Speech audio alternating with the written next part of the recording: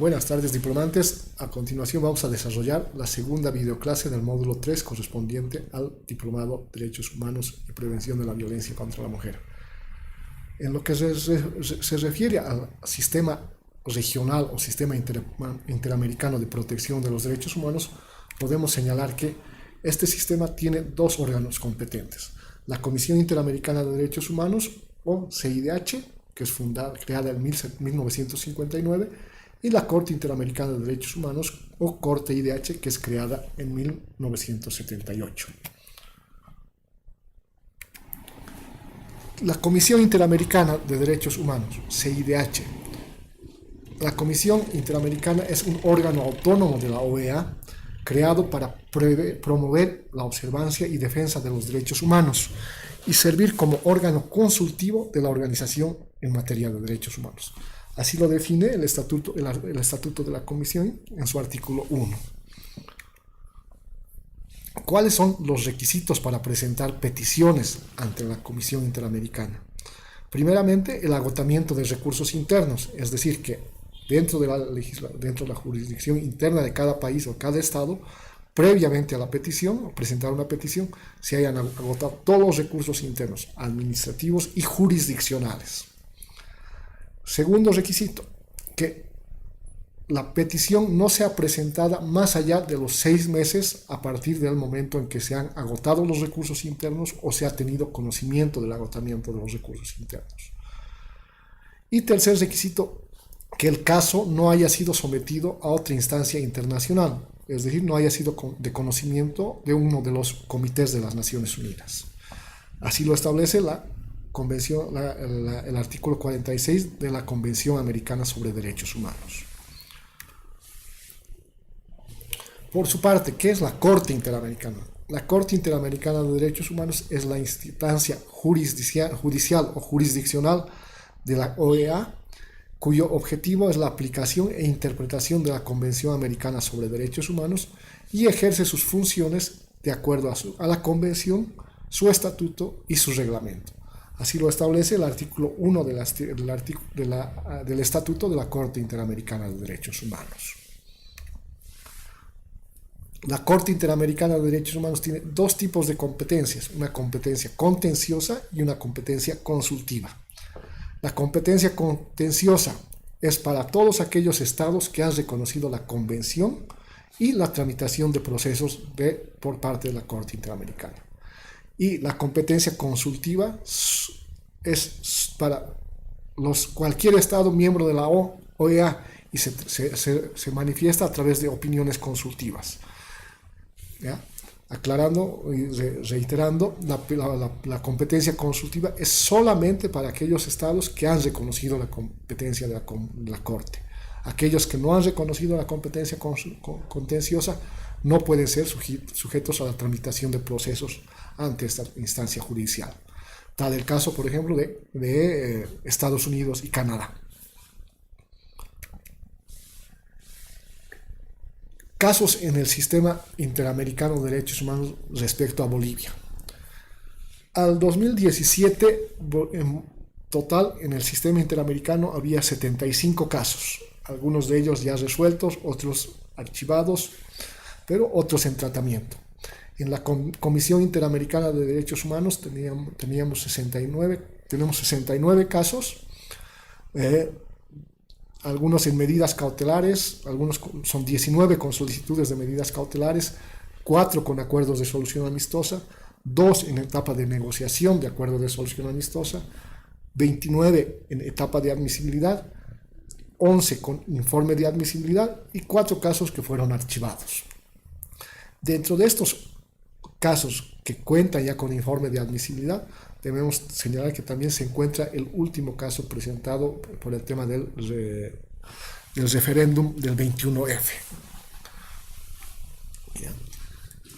Por su parte, en la Corte Interamericana de Derechos Humanos se tramitaron 6 casos contra el Estado boliviano: el caso Trujillo Oroza, el caso Ticona Estrada, el caso Ibsen Cárdenas, estos 3 vinculados al derecho o al hecho de desaparición forzada producida en gobiernos dictatoriales.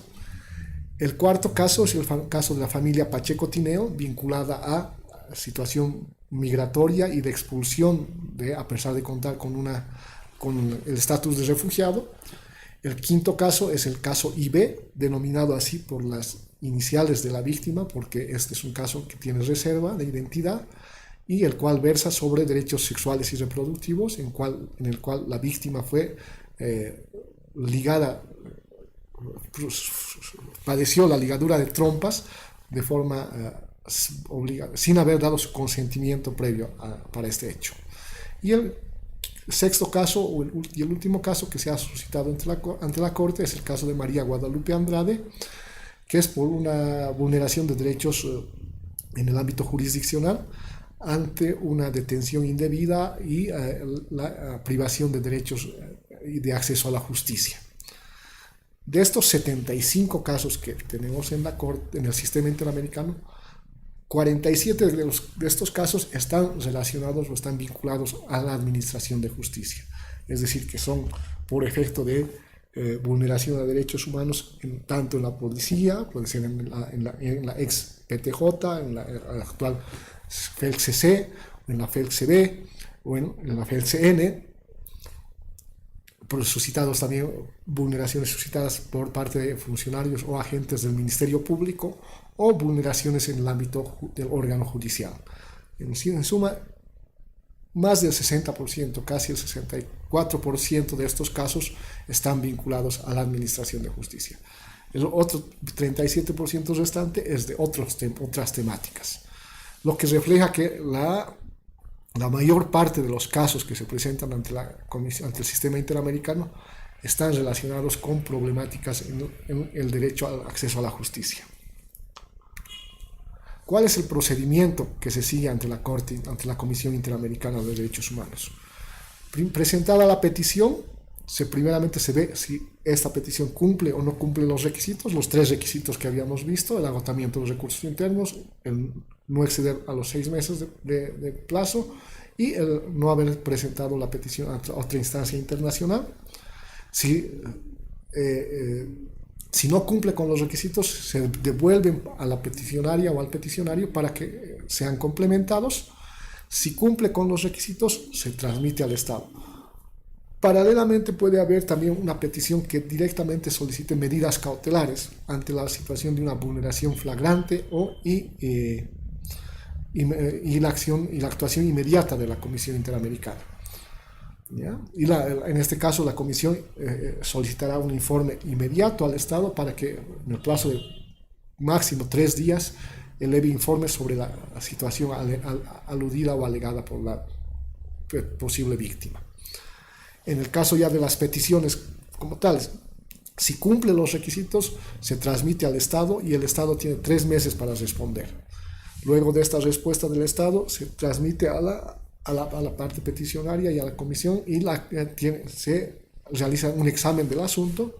Existe la posibilidad de una audiencia, la posibilidad de una investigación en el lugar de los hechos. También aquí puede existir la posibilidad de intercambiar mayor información entre las partes. Si hay un informe de admisibilidad, el caso es declarado admisible y continúa el procedimiento. Si el informe declara que es inadmisible la petición, se procede al archivo del caso. Como veíamos en gráficas anteriores, han existido 4 casos que han sido archivados ya por parte del Estado boliviano. Cuando se ha admitido la petición, se analiza y existe una posible solución amistosa, un acuerdo de solución amistosa, que es una situación similar a una conciliación entre partes, entre el Estado y la parte afectada. Si no hay acuerdo, se prepara un informe. Si se llega a un acuerdo en este acuerdo de solución amistosa, se procede a la publicación del acuerdo y la comisión simplemente verificará el cumplimiento.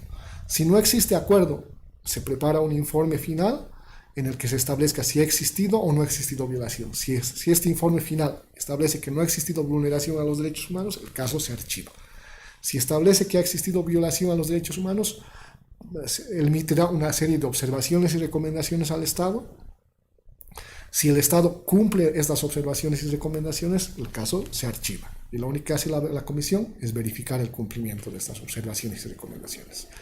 Si el Estado no cumple las observaciones y recomendaciones de la comisión, elaborará un informe final condenatorio y somete el caso a la Corte Interamericana de Derechos Humanos. Ya en la Corte, como veíamos, esta se convierte en una demanda, la cual es notificada al Estado. El Estado elabora la respuesta. Aquí se pueden presentar también excepciones preliminares, las cuales pueden ser resueltas de forma previa o en la misma, al mismo momento de dictar la sentencia final. Existen una serie de audiencias. Antes de la modificación al estatuto o al reglamento de la Corte del año 2010, podían existir más de una audiencia. Ahora solamente se celebra una audiencia pública donde se rechazan las excepciones o se aceptan las excepciones y se procede al análisis de fondo del asunto. Una vez desarrollada la audiencia, se procede a la elaboración de alegatos finales escritos por parte del Estado, de la Comisión Interamericana y de la víctima y sus representantes, y la Corte elaborará o preparará la sentencia, estableciendo las reparaciones por la vulneración de derechos humanos, si es que ha encontrado la responsabilidad del Estado. Como les decíamos en el anterior módulo, no existe contra esta sentencia una instancia de apelación. Lo único que existe es una posibilidad de interpretación de esta sentencia, la cual se suscita ante la misma Corte Interamericana de Derechos Humanos. ¿Qué sucede o qué origina el incumplimiento de los compromisos, de las recomendaciones y de las sentencias emanadas del sistema interamericano? Cuando el Estado incumple los compromisos asumidos en los acuerdos de solución amistosa, las recomendaciones de la CIDH o las sentencias de la Corte, el Estado entra en una situación de desprestigio ante la comunidad internacional. Se produce la reducción de apoyo económico y financiero para la generación de políticas públicas y el Estado es considerado un Estado vulnerador de derechos humanos.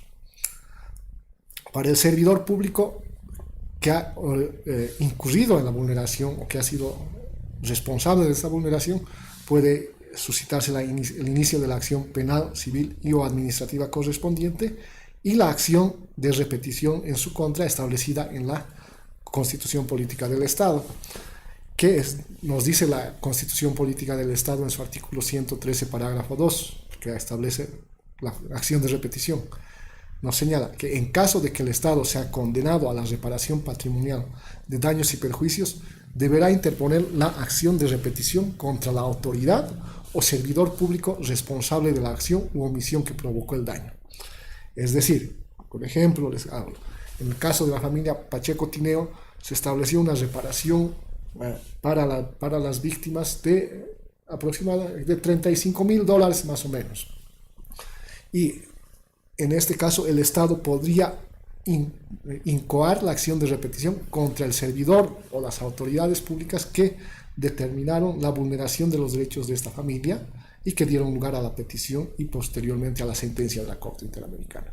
En el caso de las vulneraciones de las sentencias de la Corte por desapariciones forzadas, de los casos suscitados en los gobiernos de facto de Trujillo Orosa, Ticón Estrada e Ibsen Cárdenas, que rondaron aproximadamente el $500,000 cada una de estas sentencias en cuanto a reparación, algunas más, algunas un poco menos. El Estado podría incoar la acción de repetición contra él o los servidores públicos que originaron esta vulneración de derechos. En el caso de las últimas dos sentencias que datan de 2015, en el caso de IB y de Lupe Andrade, en el caso de IB se estableció una reparación de $50,000 aproximadamente para la víctima, para la señora IB, y en este caso aquellas autoridades o servidores públicos que originaron la vulneración de sus derechos podrían ser pasibles de la acción de repetición por este hecho. Y en el caso de Lupe Andrade no hubo una determinación de reparación patrimonial o económica, puesto que ya el Estado alegó que había realizado una compensación económica con anterioridad, y lo cual fue demostrado ante la Corte. Pero sí se condenó al Estado por la vulneración a derechos políticos y a derechos de acceso a la justicia de la señora Lupe Andrade. Muchas gracias. Con eso concluimos la segunda videoclase del módulo 3.